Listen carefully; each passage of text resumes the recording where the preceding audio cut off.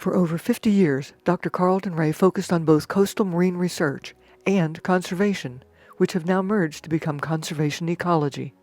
His work has culminated in his current book, Coastal Marine Conservation Science and Policy, covering climates from polar to temperate to tropical. He co-authored this with his wife, Jerry McCormick-Ray, as he has with several other publications. G. Carlton Ray was born in New York City in 1928. He earned degrees in zoology from Yale, UC Berkeley, and Columbia, where he stayed on and became an instructor.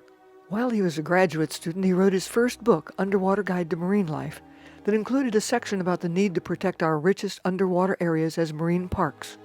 It created a turning point in his life that led him to be hired by the New York Aquarium to pursue conservation.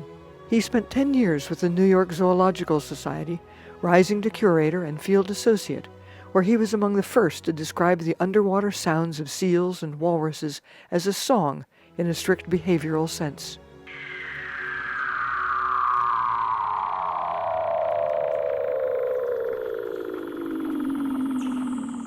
He was the first to initiate scuba diving in Antarctica to study animals. Dr. Ray then taught at Rutgers and Hopkins University and is currently research professor of environmental sciences at the University of Virginia. Often groundbreaking research included biology, taxonomy, oceanography, acoustics, and behavior. Carlton has authored or co-authored an enormous list of publications, 10, 2 of which were for children, and environmental, more than 250 scientific papers, reports, and abstracts in science, conservation, and management, and of course 3 articles in National Geographic. This alone would qualify Dr. Ray for a Nogi in science. Dr. Ray has served on the editorial board of 5 science journals and taken part in the production of films, including the 1965 award-winning Noisy Underwater World of the Weddell Seal with Peter Gimbel, and television programs on natural history and environmental conservation for educational and entertainment purposes. But anyone can research, teach, and write. What makes Carlton Ray so special is that he became a leader, using his vast knowledge to promote programs that, 1. Established the world's first land and sea park in 1958 at Exuma Keys in the Bahamas. 2. He helped to initiate the marine mammal program of the International Biological Program. 3.